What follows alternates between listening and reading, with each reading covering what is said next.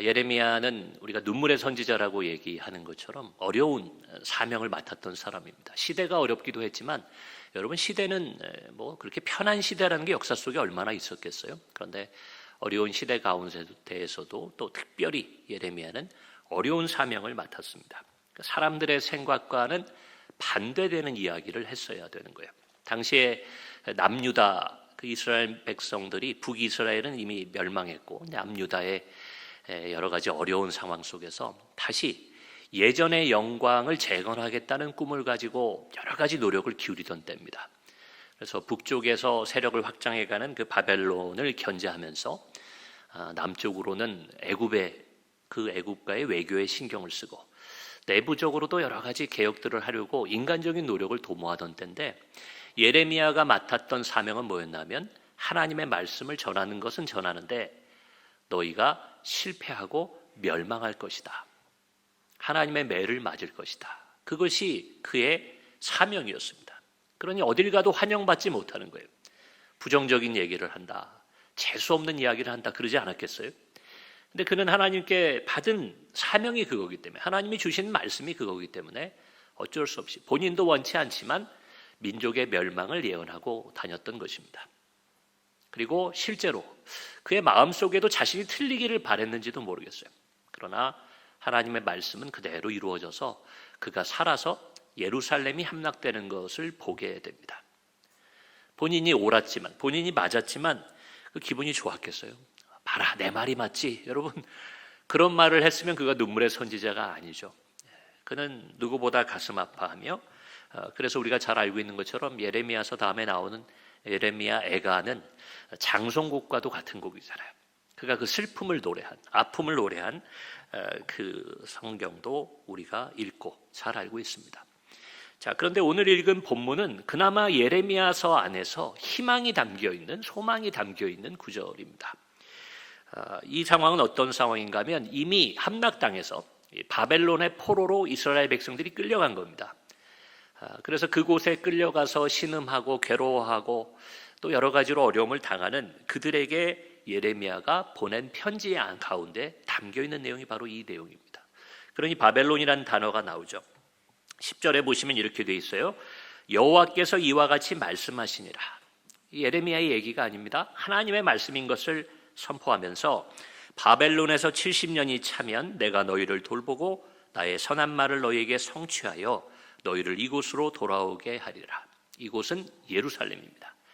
70년 동안 너희가 그곳에 있으면 내가 돌아오게 하겠다. 여러분, 이 예언도 성취됐죠? 그래서 우리가 구약성경의 에스라서, 느헤미야서를 보면 포로에서 돌아오는 예루살렘으로 귀환하는 이스라엘 민족의 이야기가 역사서에 기록되어 있습니다. 즉 이 하나님의 말씀대로 이루어진다는 거예요. 하나님 말씀하신 대로 멸망했고 하나님 말씀하신 대로 포로로 끌려갔지만, 그런 하나님께서는 동시에 소망의 말씀, 너희가 70년 후에는 돌아오리라. 물론 사람의 수명을 생각할 때 어떤 사람에게는 살아서 예루살렘으로 돌아오지 못하는 상황도 되었겠지만, 그러나 소망의 말씀이 주어졌다는 겁니다. 그리고 덧붙여 말하기를 계속해서 강조하잖아요. 11절에 예레미야가 또 얘기합니다. 이건 내 얘기가 아닙니다, 여러분. 여호와의 말씀입니다 하고 얘기합니다. 저도 입버릇처럼, 제가 어떤 때는 뭐 직업병처럼 말이 많은 사람이지만 어떤 때에 꼭 덧붙일 때가 있어요. 권사님, 성도님, 이건 저의 이야기가 아니라, 제 생각이 아니라 성경에 나와 있는 이야기입니다, 이렇게 하고 증언할 때가 있습니다.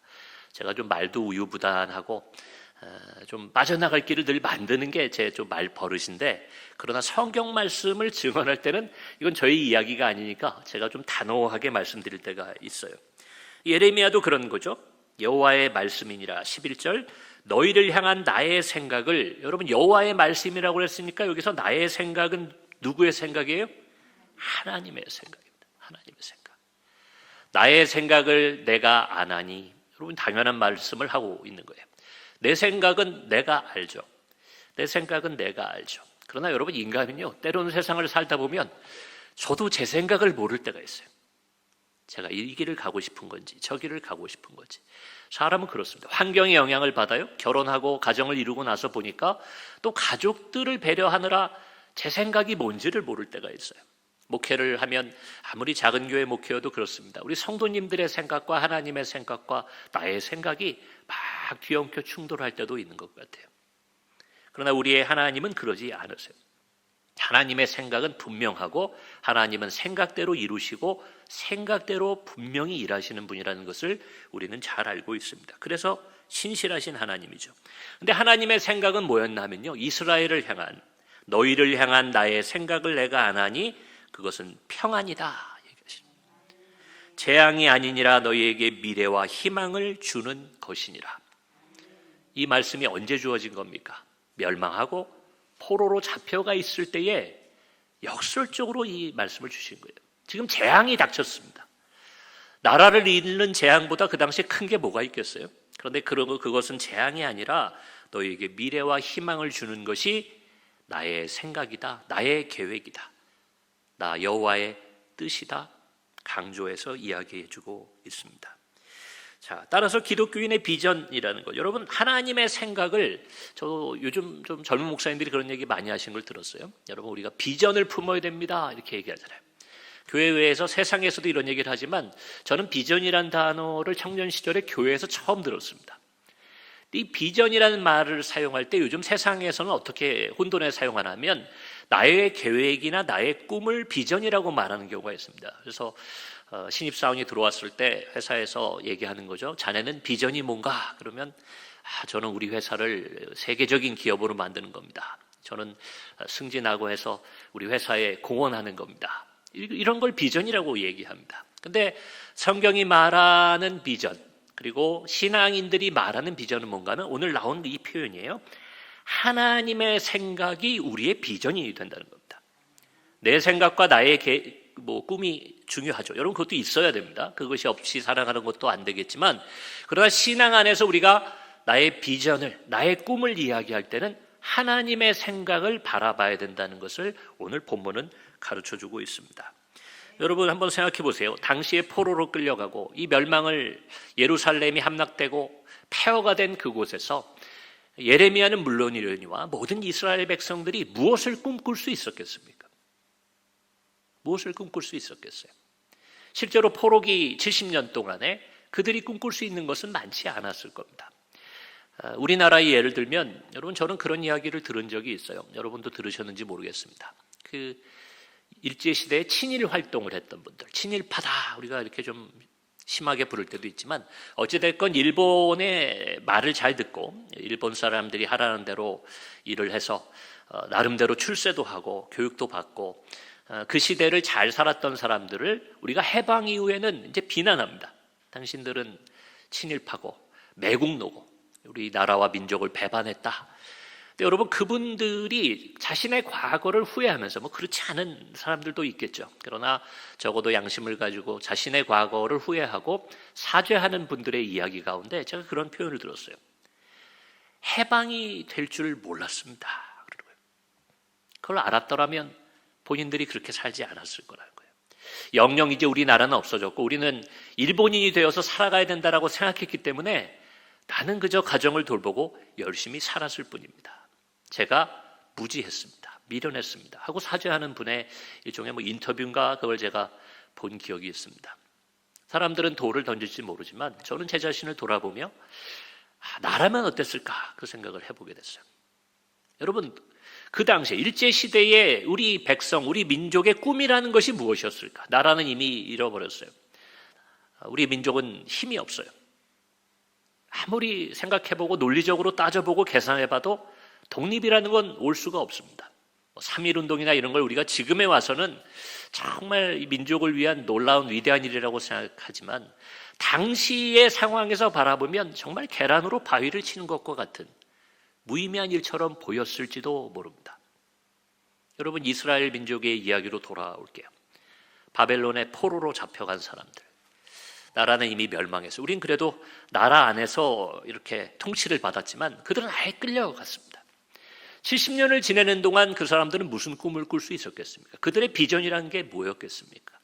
저는 예언서들이, 성경이 이야기하는 바, 오늘 예레미야가 이야기하는 바 하나님의 약속, 하나님의 생각이 그들의 꿈이 되었기 때문에 그들이 70년의 포로기를 끝내고 돌아올 때 하나님을 찾고 먼저 성전을 재건하고 다시 신앙을 회복할 수 있었다고 보는 겁니다. 여러분, 우리는 이스라엘 백성처럼 내 계획이나 내 생각이 아니라 하나님의 생각과 하나님의 뜻을 믿고 살아가야 됩니다. 그래서 12절과 13절은 아주 간략하게 어떻게 살아야 되는지를 이야기해 주죠. 너희가 내게 부르짖으며 내게 와서 기도하면 내가 너희들의 기도를 들을 것이요. 13절 너희가 온 마음으로 나를 구하면 나를 찾을 것이요 나를 만나리라. 여러분, 우리가 신앙생활할 때 특히 한국 개신교 교인들이 참 좋아하는 거예요. 부르짖고 구하고 하나님을 찾고 간구하고. 그런데 제일 중요한 건 뭔가 하면 하나님께서 우리에 대한 생각을 가지고 있기 때문에 이 모든 동사들, 단어들은 뭘 향하고 있냐면 하나님을 향한 방향을 가르쳐주고 있다는 겁니다.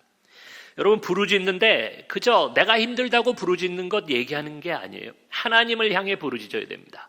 기도하는데 내가 원하는 것을 주문처럼 계속 반복해서 외운다고 그것이 기도가 되는 것이 아닙니다. 하나님께 향하여 기도해야 된다는 겁니다.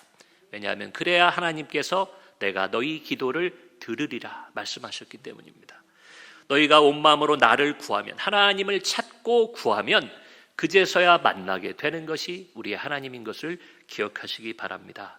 왜냐하면 우리의 꿈과 우리의 비전은 하나님의 생각이 되어야 되기 때문에 자꾸 내 생각을 들여다보고 내 안으로 들어오는 삶은요, 여러분 결국은 절망이고 포기고 근심과 걱정일 수밖에 없습니다. 내가 힘들수록, 내 문제가 클수록 여러분 우리의 시선은 하나님을 향해야 됩니다. 왜냐하면 나의 인생을 계획하고 이끌어 가시는 분, 우리의 미래요 희망이 되시는 분은 하나님 한 분이시기 때문임을 반드시 기억하시기 바랍니다. 이런 관점에서 여러분 신앙생활은 우리가 비전을 갖고 살아가는 거다 이렇게 말씀드릴 수 있어요. 하나님의 생각을 내가 품고 어떤 때는 그것을 따라서 살아가는 것이 신앙생활이 되어야 될 겁니다. 비전이 있는 신앙생활을 할 때 우리에게는 오늘 본문에서 증언하는 바 미래와 희망, 소망이 비로소 있게 되는 겁니다. 조금 전에 말씀드린 것처럼 그런 포로기와 같은 70년 그 포로 생활과도 같은 절망스러운 상황이 없기를 바라지만 저와 여러분의 인생에 있잖아요. 어쩌면 지금도 그런 포로기와 같은 고통의 시간을 보내는 분이 이 가운데 계실 수 있습니다. 여러분, 그러한 때 우리는 내 힘으로 내 계획과 내 예상과 나의 경험을 가지고 꿈을 꾸어서는 여러분 그 꿈이 클 수도 없고요, 얼마 되지 않아 사그러질 겁니다. 그런 경험들이 있으실 거예요. 내가 어려운 상황 때 그때를 기억하면 지금의 나의 모습을 상상하지 못했는데 하나님 나에게 복을 주시고 나를 일으켜주셔서 그 어린 시절이든 청년 시절이든 그 어려웠던 때, 내가 꿈꿀 수 없었던 때의 나의 모습을 지금의 모습으로 변화시켜 주셨다. 우리가 그렇게 간증할 때가 있습니다. 여러분, 그것이 가능한 것은 하나님의 꿈이 나의 인생을 이끌어가는 것이기 때문에 그래요. 내 꿈만큼 되었다 하면요, 저는 이 자리에서 이렇게 여러분 앞에 서 있지 못할 겁니다. 저는 그런 세상의 판단을 많이 들었던 사람이에요. 여러분 잘 알고 계시죠? 제가 세상에서 받았던 판단대로 한다면 저는 지금쯤은 요양원에 있어야 돼요. 저는 그걸 초등학교 3학년 때 세상의 판단을 받아 전문가 의사들이 이 아이는 학교 다니기도 어렵고 평생 요양원에서 살아야 됩니다. 그때 평생이라고 얘기할 때도 그 의사가 지금의 제 나이 50까지도 아마 바라보지 않았을 거예요. 그게 뭐 20살이 될지 30살이 될지 모르지만 이 아이는 그렇게 살아야 됩니다. 저희 어머니, 그때 제가 어린 나이인데도 저희 어머니, 아버지, 또 외할머니, 저희 집에 신앙의 기둥이셨던 외할머니 우시던 모습이 지금도 생각이 나요. 그 병원에서 의사 얘기를 들으면서 아마 어리니까 이해 못할 거라고 생각하고 저 앉혀놓고 얘기했던 것 같은데, 저는 어른들이 너무 우니까 내 마음을 얘기하기도 어려웠던 것 같습니다. 여러분, 그러나 틀렸어요. 하나님께서는 저에게 그 아픈 시기에 우리 외할머니와 어머니가 포기하지 않으셨어요. 병원에서 안 된다니까 저를 데리고, 저는 학교를 어차피 못 가니까 저를 업고 태워가지고 늘 기도원에 가 계셨습니다. 기도원에 가서 기도하고 또 하나님 앞에 약속하고, 하나님 고쳐주시고 학교 다닐 수 있게 해주시면 하나님의 종으로 바치겠습니다. 그게 저희 외할머니와 저희 어머니의 하나님 앞에서의 서원이었어요. 제 동의도 구하지 않고 그렇게 하시더라고요. 제 입장에서는 어차피 오래 살지 못한다는데 될 대로 되라 그러고 따라다녔던 것 같아요. 그런데 하나님의 꿈이 이루어지셔서, 여러분 아시죠? 저는 그 이후에도 죽을 고비 또 한 번 넘겼잖아요. 하나님의 꿈이 이루어지니까 의사가 뭐라 하든 제가 포기하고 이거 상관없습니다. 하나님이 그냥 좀 재밌게 표현하면 그냥 멱살 딱 잡고 여기까지 끌어다 놓으셨다. 저는 그렇게 생각합니다. 여러분, 하나님의 꿈 때문에 저도 지금도 우리 교회에 뭐 부흥이 되었든 앞으로 목회의 계획이 되었든 제가 어떤 꿈을 꿀 수 있다면 그것은 하나님의 꿈을 믿기 때문입니다. 여러분 안에도 그러한 경험이 있다는 걸 제가 잘 알고 있습니다. 여러분의 간증도 듣고 지나온 이야기를 들으며 함께 기도할 때, 이거 하나님이 나에 대해서만 특별히 해주신 게 아니구나. 우리 모두에게 이러한 꿈을 가지고 하나님의 생각을 가지고 이끌어 가시는구나. 이런 생각도 하게 됐습니다. 여러분, 하나님의 생각을 가지고 그 비전을 가지고 신앙생활을 해야 되는데 그러지 못한 경우들이 많아요. 신앙생활할 때. 크게 두 가지의 다른 경우가 있습니다. 하나님의 비전을 가지고 신앙생활하지 않는 두 가지의 모습이 있는데, 첫 번째는 이거 여러분 잘 아실 것 같아요. 자신의 이해관계, 자신의 이득을 위해서 신앙생활하는 분들이 있어요. 예를 들면 이런 거예요. 나쁜 거 아닙니다. 얼핏 보면 나쁜 게 아니에요. 내가 교회에 가서 병을 고쳐야 되겠다. 저도 그렇게 어린 시절에 신앙을 갖게 됐죠.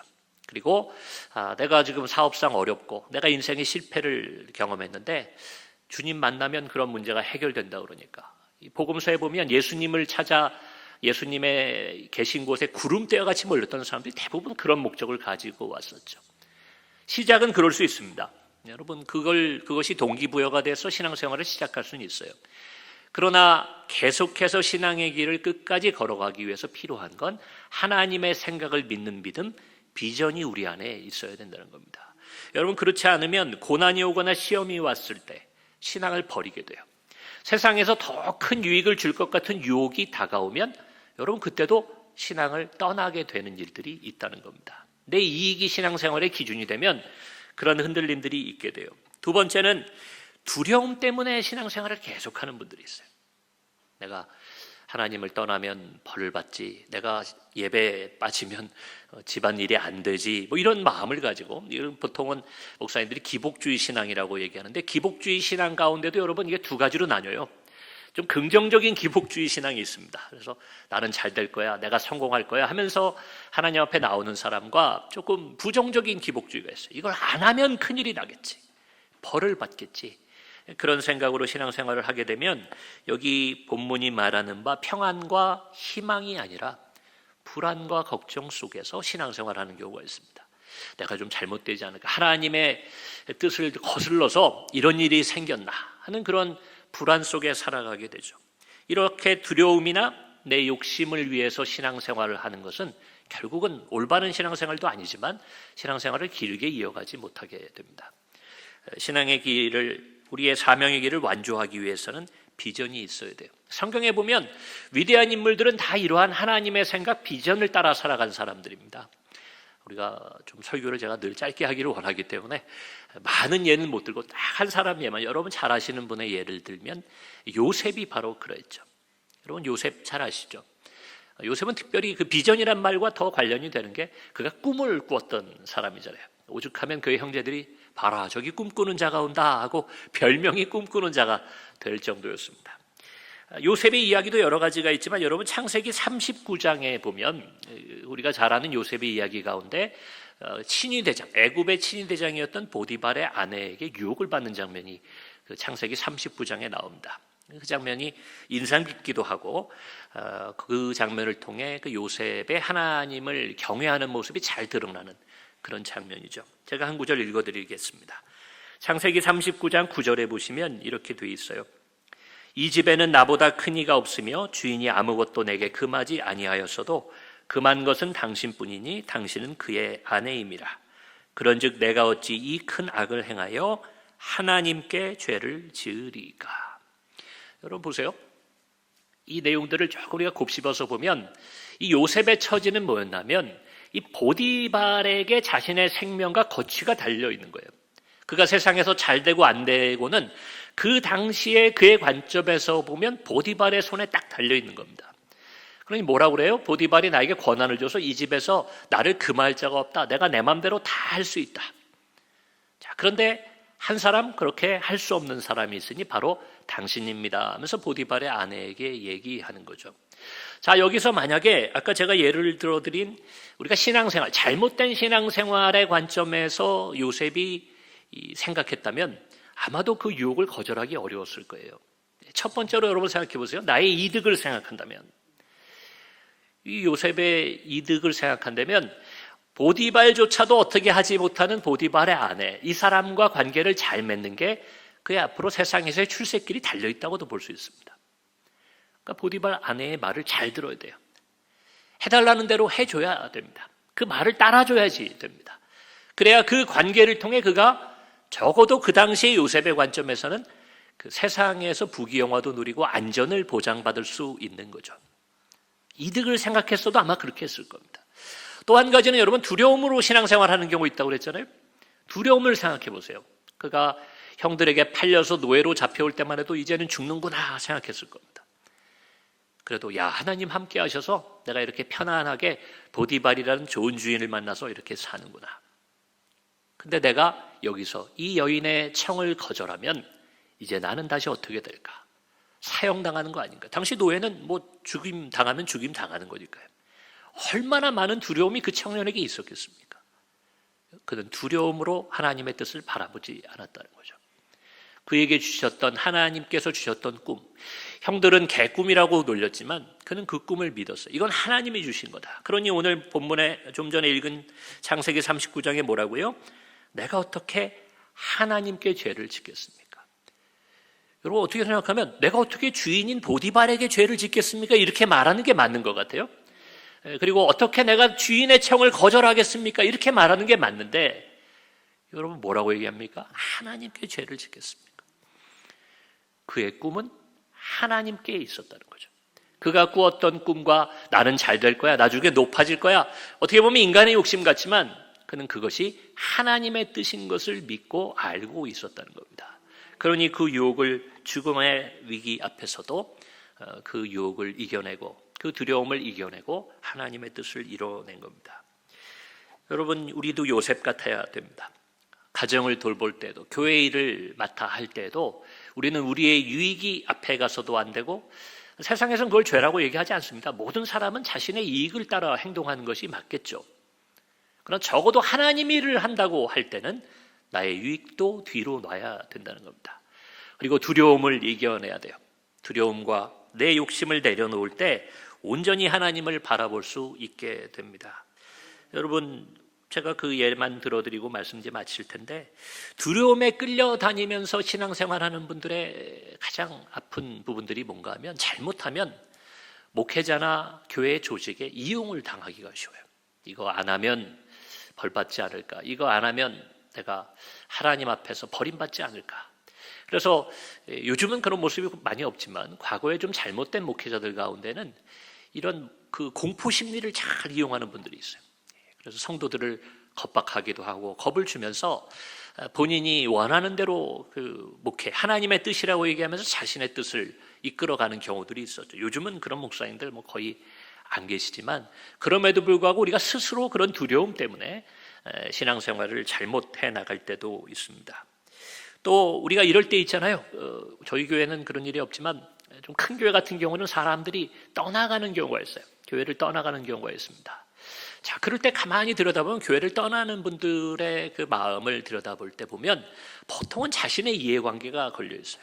나에게 유익이 되지 않을 때, 내가 기대했던 대로 교회 안에서 뭘 얻지 못할 때, 세상으로 치자면 그럴 때 직장을 옮기는 것처럼 쉽게 그냥 신앙을 버려버리는 사람들이 있습니다. 그냥 교회만 옮기는 거면 차라리 다행입니다. 하나님은 어디에나 계시니까. 그런데 신앙을 마치 내 유익을 위해 잠시 들였다가 그것이 맞지 않으면 그것을 버려버리는 경우들이 있습니다. 비전을 품는 자가 소망과 인내함으로 하나님의 꿈을 이루어드릴 수 있는 것, 그리고 내 꿈도 이루어지는 것을 믿으시기 바랍니다. 우리 교회 성도님들 모든 분들 그렇게 살아오셨지만 앞으로의 인생에서도 그렇게 사시기를 권면드립니다.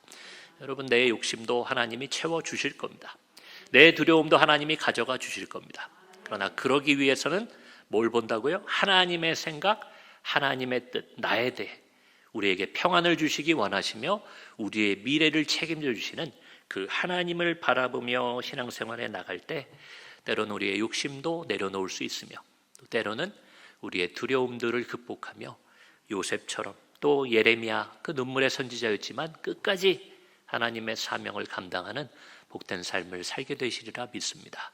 어디에서 무엇을 하든 그렇게 살아가시는 저와 여러분 되기를 주의 이름으로 축원합니다. 우리 이 시간 함께 기도할 텐데요. 주신 말씀 생각할 때 나를 향한 하나님의 생각이 뭔지 우리가 밝히 알면 좋지만 잘 모르신다 해도 여러분 그게 나쁜 것일 리가 없잖아요. 소망이고 희망이고 좋은 일일 겁니다. 우리가 그것을 바라보며 소망 가운데 평안과 기쁨을 누리는 삶 살게 해달라고, 하나님의 생각이 나의 뜻, 나의 생각이 되게 해달라고 우리 이 시간 주의 이름 한번 부르고 통성으로 기도하겠습니다.